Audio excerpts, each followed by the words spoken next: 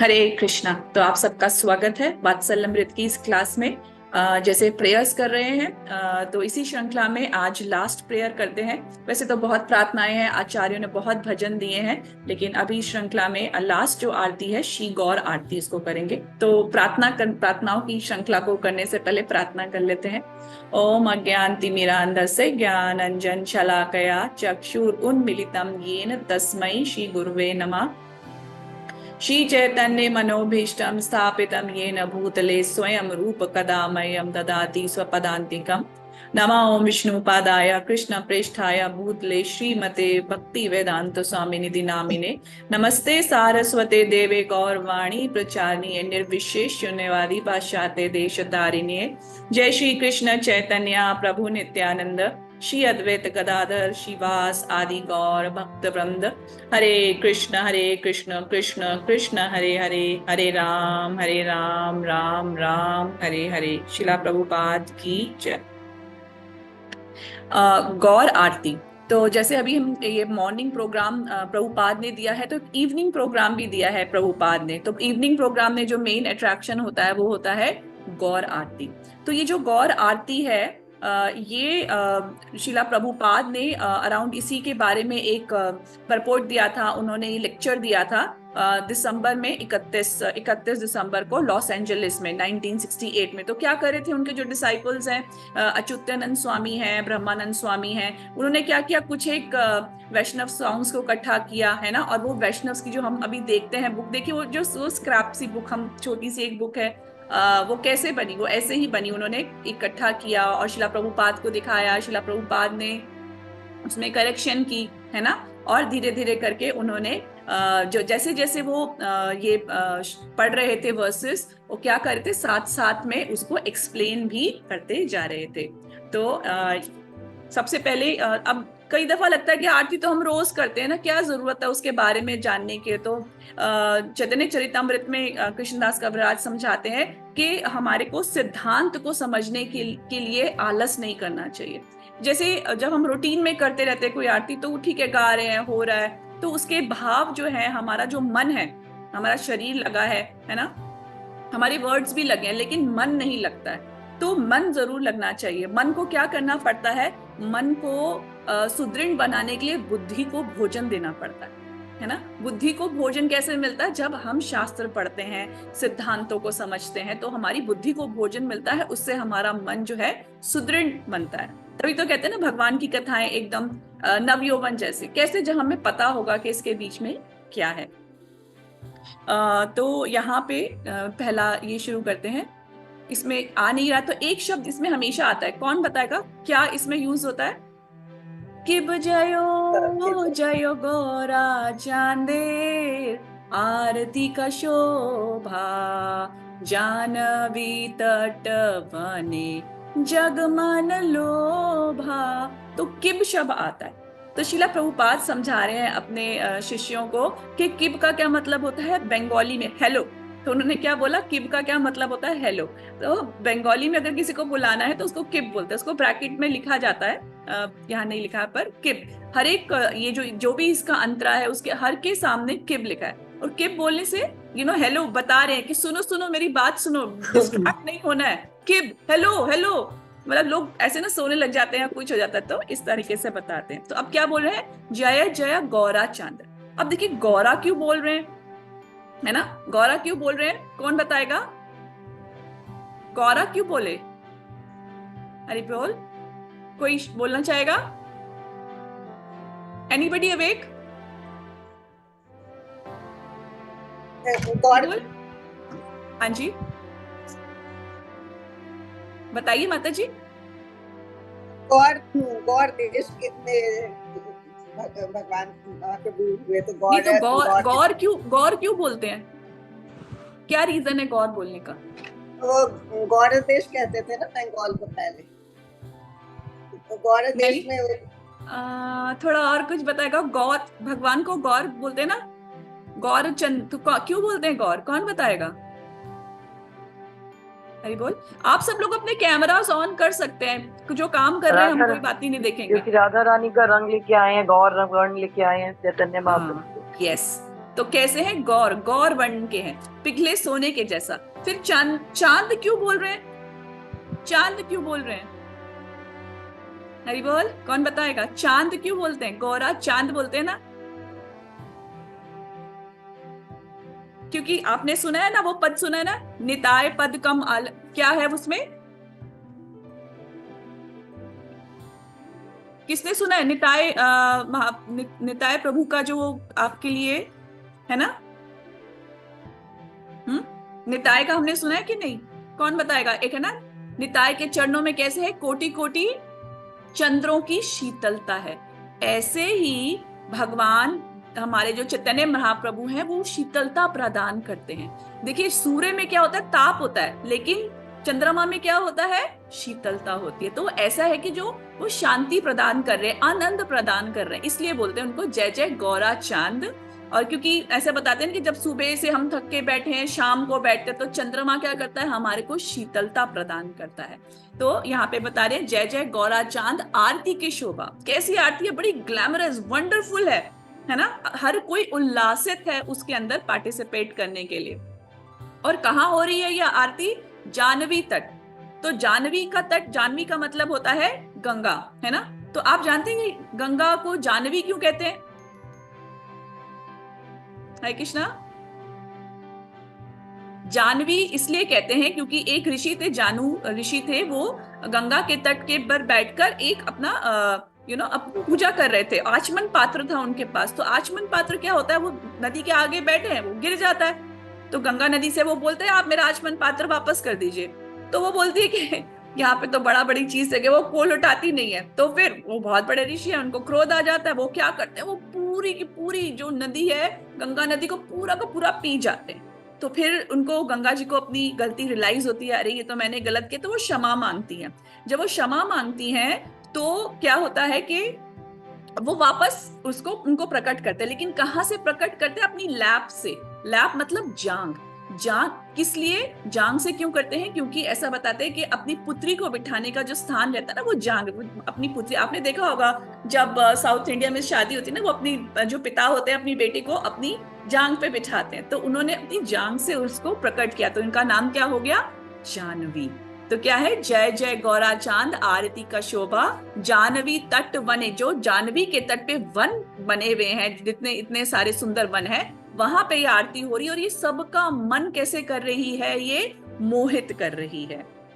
तो ये जो सेरेमनी हो रही है, शिला प्रभुपाद बताते हैं, it is so beautiful that it is attracting the mind of everyone in the world. तो ये प्रभुपाद समझा रहे हैं। ठीक है, तो नेक्स्ट आता है दक्षिणेनी। ये कोई करेगा आज हमारे साथ? प्लीज कोई हेल्प करेगा? दक्षिणे निताय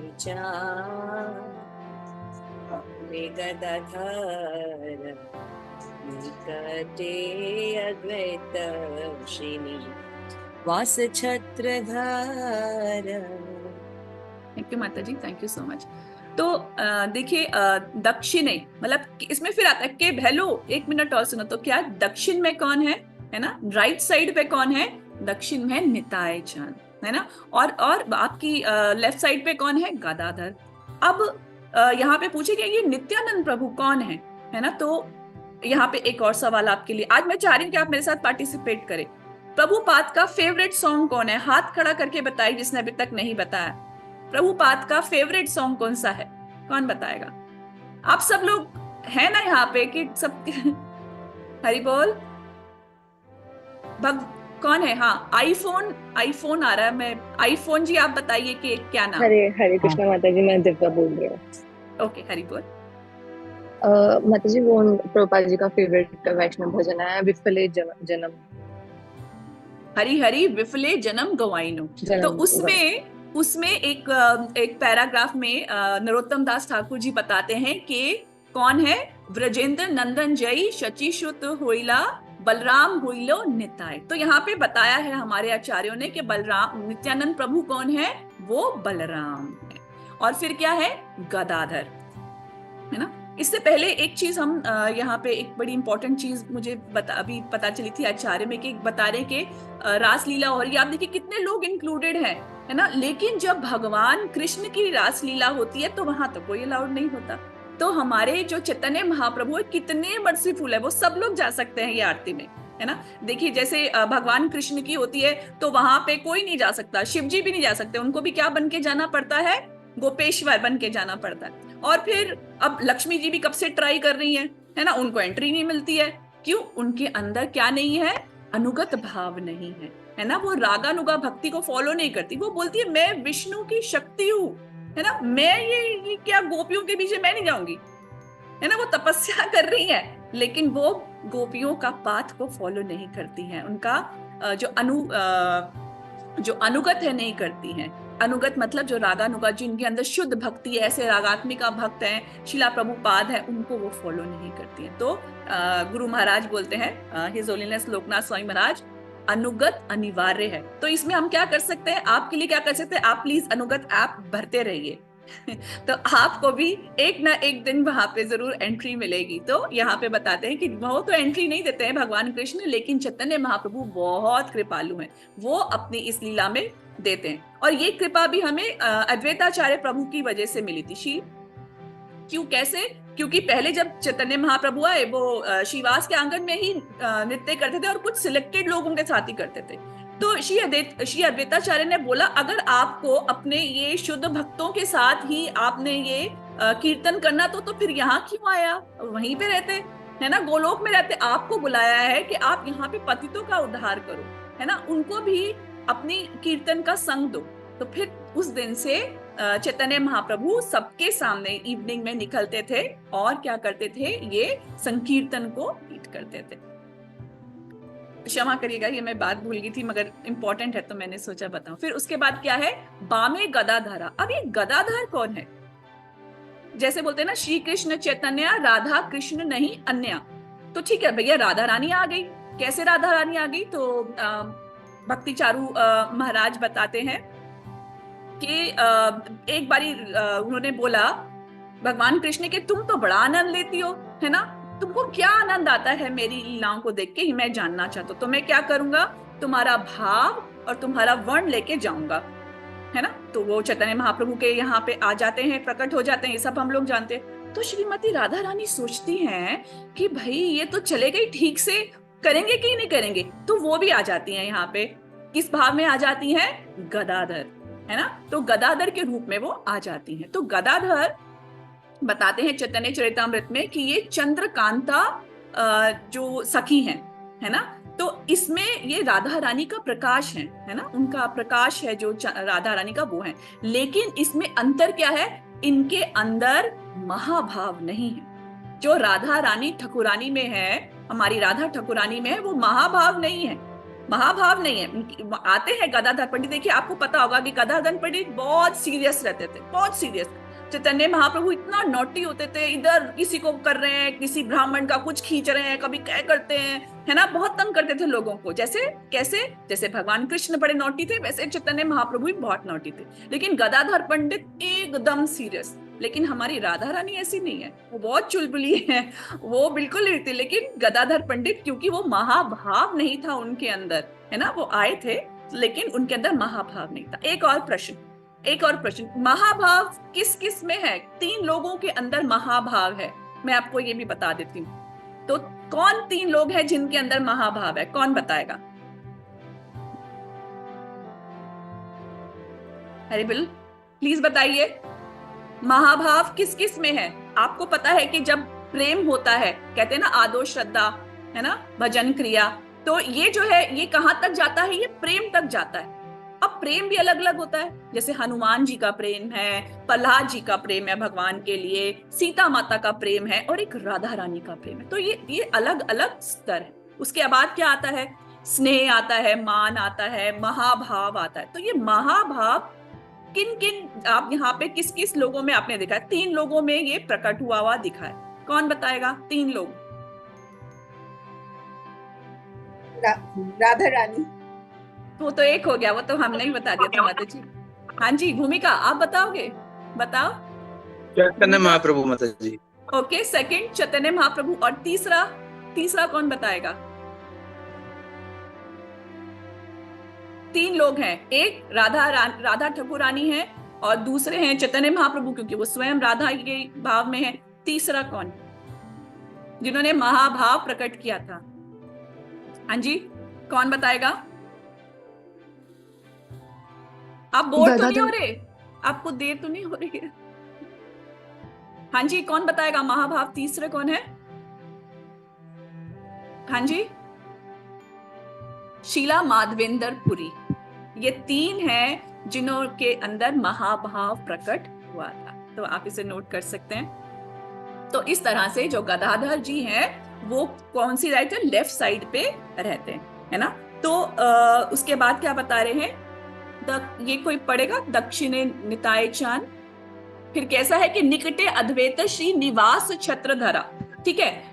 राइट में आपके नित्यानंद प्रभु हैं, लेफ्ट में गदाधर हैं, और बहुत पास में अद्वैत खड़े हैं, और फिर श्रीनिवास छत्रधर लेके अम्ब्रेला लेके खड़े। अब आप सोचो कि श्रीनिवास जो है ना, यहाँ वास नहीं लिखा है, श्रीनिवास लिखा है। अब श्रीनिवास पंचतत्व में कैसे आ गए भाई? पंचतत्व में के समय तो वो थे ही नहीं, वो कोई 50-60 साल के बाद आए, है ना।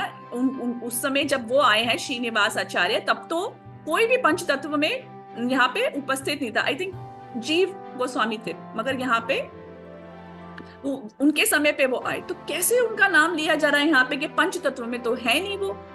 तो कौन बताएगा? क्या ज्यादा सवाल कर रही हूं मैं? चलिए मैं ही बताती हूँ। तो श्रीनिवास जो है ऐसा बताते हैं, श्री हमने सबने सुना है कि श्रीनिवास में श्री का क्या मतलब होता है? श्री का मतलब होता है लक्ष्मी, है ना। तो लक्ष्मी जी का जहां पर आता है, तो लक्ष्मी जी, तो एक नाम उनका क्या है, जब साउथ में भी भगवान सुबह के समय भगवान को उठाते हैं, है ना, जब भगवान उठते हैं तो बड़े वहां पे क्या होता है, एक रोज कीर्तन चलाया जाता है, वो है सुप्रभात, श्री वेंकटेश्वर सुप्रभात। श्री मतलब उनको श्री करके ही बुलाते हैं। तो ये श्री निवास जो है एक्चुअल में श्रीवासी हैं, उनका ही नाम है श्री निवास, यहाँ पे जो बुलाया गया है।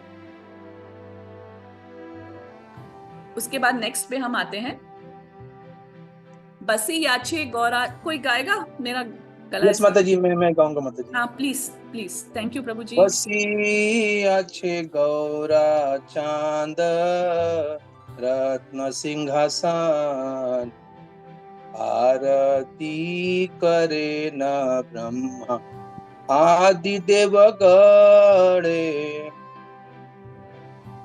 तो कह रहे हैं कि कैसे सिंहासन पे बिठाया है इनको, चैतन्य महाप्रभु को, जो रत्नों से बड़ा। अब यहाँ पे आप बोलो रत्नों का, ऐसे इमेजिनेशन नहीं आती। तो ऐसा सिंहासन कहाँ है? जगन्नाथपुरी में है। जगन्नाथपुरी में जहां पर जगन्नाथ भगवान को बिठाते हैं, वो भी रत्नों का बना है। कुछ रह गए हैं, मतलब ज्यादा नहीं है, लेकिन और भी रत्न है। वहां पर टोटल में 7 गेट हैं, है ना। सिर्फ 2 ही खुलते हैं, लेकिन 7 गेट हैं। तो एक बारी तीसरा, अभी कुछ सालों पहले ही तीसरा गेट खोलने की कोशिश की गई, तो वहां इतने सारे सांप निकले, तो फिर किसी को चोट भी लगी तो उन्होंने बंद कर दिया। तो वो जो बाकी के गेट है, वहां पे पूरा रत्नों का, जो बहुत सारे रत्न जो हैं वो जगन्नाथपुरी में हैं। तो वहां पे जो जगन्नाथ महाराज की, जो हमारे जो जगन्नाथ प्रभु हैं, जो जगन्नाथ स्वामी नयन पथगामी हैं, वो क्या है, उनका सिंहासन भी कैसा है? वो सिंहासन भी रत्नों का। ऐसे ही क्योंकि जगन्नाथ वही, कृष्णा वही, है ना, वही चैतन्य महाप्रभु, तो उनका सिंहासन भी कैसा है? वो रत्नों से बना हुआ है।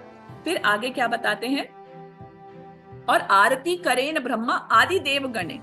और ऐसे कोई नॉर्मल लोग उनकी आरती नहीं कर रहे हैं, देवता आए हैं उनकी आरती करने के लिए, है ना। तो आरती ऐसे बताते कि जब भगवान तैयार सो के उठते हैं ना, तो सब लोग लाइन लगा के बाहर खड़े हो जाते हैं, भगवान उठेंगे, ब्रह्मा जी आते हैं, शिव जी आते हैं, सब देवता वहां पर खड़े हो जाते हैं। हमारे जैसे नहीं, हमारा तो मंगला आरती का जब समय हो जाता है ना, हमने 4:30 का टाइम है, तो हम कहते हैं भैया दर्शन हो जाए, 5 मिनट 2 मिनट के भी, आखिरी का जब वो शंख बजा रहे हैं, नहीं जी अनुगत्या में के लिए मंगला आरती होगी, हमारी हो गई, चाहे हम लोग वहां 1 मिनट पहले पहुंचे या 10 सेकंड पहले, मुझे पट करने से पहले, लेकिन हम लिख देंगे वहां पे हमने मंगला आरती कर ली। लेकिन देवता कैसे है, वो पहले ही पहुंच जाते हैं, भगवान उठते हैं, तैयार होते हैं, उनको लक्ष्मी जी द्वारकाधीश में उनको तैयार भी करते हैं, लेकिन वो बाहर ही वेट करते रहते हैं। तो यहाँ पे क्या बता रहे हैं यहाँ पे एक और चीज मुझे आज मैं सुन रही थी तो मुझे बहुत अच्छी लगी। उन्होंने कहा कि आप जो है भगवान को तिरछा क्यों प्रणाम करते हो, तिरछा क्यों प्रणाम करते हो आप, है ना। हम स्ट्रेट नहीं करते, गुरु को हम लोग सीधा करना चाहिए,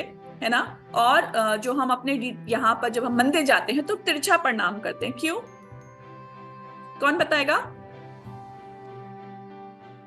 तिरछा प्रणाम करते हैं, तिरछा प्रणाम मैं ही बताती हूँ, मुझे लगेगा आप कहोगे इतने सवाल पूछ रहे अभी इतना बंद बूंद करके चले भगवान जाएंगे। भगवान के हृदय के नजदीक। नहीं नहीं, वो तो लेफ्ट साइड हो तो फिर सीधा भी कर लो तो क्या हो गया, तिरछा क्यों करते हैं। माता जी देवता लोग प्रणाम करते हैं भगवान को, इसीलिए। हाँ यस यस यस, देखिए पद्मा माता जी सुन रहे हैं, वहां पे सारे देवता आते हैं। आप क्या सोचते हैं कि हम ही जाते हैं वहां पे, सारे देवता आते हैं जब भगवान की आरती हो रही होती है।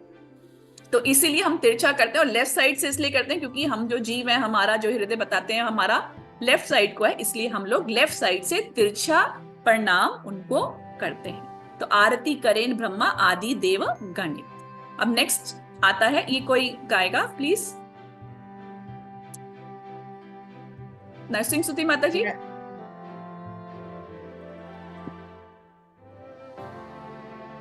कोई भी कर सकते, कोई भी कर नर सकते। हरियादि थोरी चवर डुलाए, संजय मुकुंद बासु घोष आदि गाए।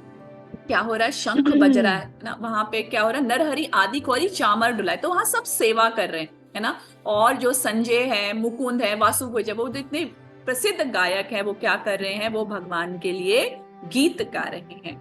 फिर आगे आते हैं इस पे, हाँ। शंख बाजे घंटा बाजे, बाजे करतार, मधुर मृदंग बाजे परम रसाला।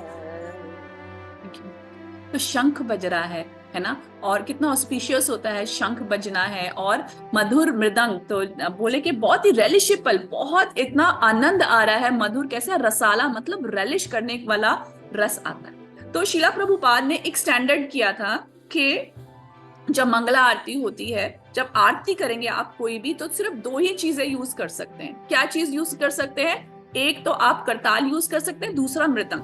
नहीं तो क्यों शीला प्रभुपाद ने स्टैंडर्ड दिया, क्योंकि वो फॉरेन में उन्होंने शुरू किया वेस्ट में, वहां कोई अपना गिटार लेके आ जाता था, कोई स्ट्रिंग्स लेके आ जाता था। तो इसको स्टैंडर्ड करने के लिए प्रभुपाद ने बोला कीर्तन अलग बात है ना, तो आपको लेकिन जब आरती होगी तो सिर्फ ये दो चीजें यूज करनी। क्या क्या चीजें यूज करनी है, एक आपको यूज करना है करताल, वो भी हल्के से। जब हम सुबह संसार दावानल करते हैं ना, तो क्या करते हैं, सिर्फ हल्की हल्की आवाज में शुरू होता है। और लेकिन ये जो हमारा गौर आरती शुरू से उल्लास में चलती है, शुरू से हाई पिच में चलता है, क्योंकि उल्लासित है चैतन्य महाप्रभु का। लेकिन जब हम लोग गुरु अष्टकम करते हैं तो हम अपनी कृतज्ञता प्रकट कर रहे होते हैं कि गुरु ने हमें क्या क्या दिया है, कितनी चीजें दी हैं हमें, है ना। तब हम धीरे धीरे मंगला आरती में होता है, लेकिन ये पूरा उल्लास से भरा है।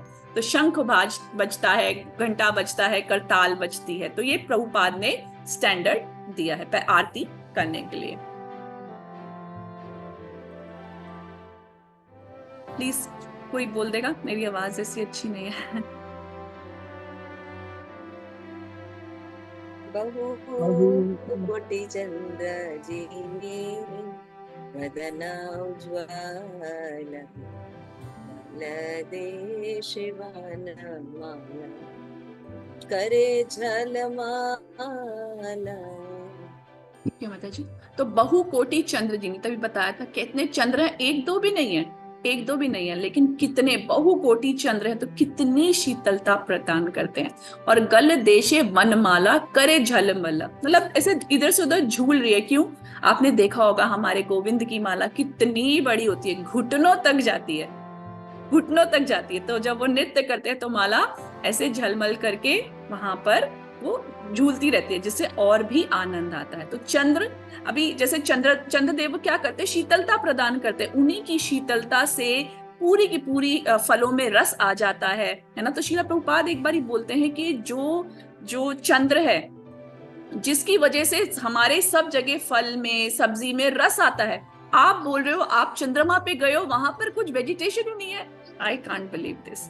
तो शीला प्रभुपाद बहुत अच्छे तर्क देते थे इसके अंदर कि आप कैसे बोल सकते हो कि वहां पे वेजिटेशन नहीं है। यहाँ पे हमारे यहाँ पे जो भी सब्जी है या फल है या जो भी रस जो आता है उसके देवता है सोम, मतलब सूर्य, हमारे जो चंद्र देवता है। तो आप कैसे बोल सकते हो ये?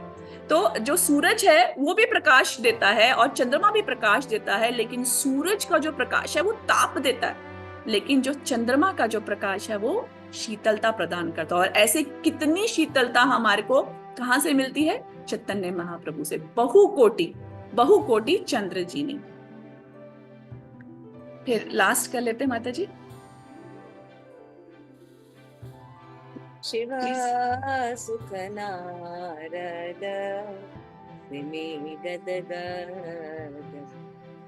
गदी विनोद तेजु गौरार संपद। जब हम लोग शिक्षा थैंक यू माता जी, जब शिक्षा अष्टकम का 5वां कहते हैं नयनम गलद अश्रुधारया वदनम गदगद रुद्ध्या गिरा, तो वो जो गदगद है वो भाव यहाँ आता है। देखिए शिव जी जब देख रहे हैं, शुभदेव देख रहे हैं, नारद जी देख रहे हैं, तो उनका कैसा हो गया? गदगद बोल नहीं पा रहे। जैसे जब चैतन्य महाप्रभु ने जगन्नाथ जी को देखा था तो जग जग जग बोले, जगन्नाथ भी नहीं बोल पा रहे थे।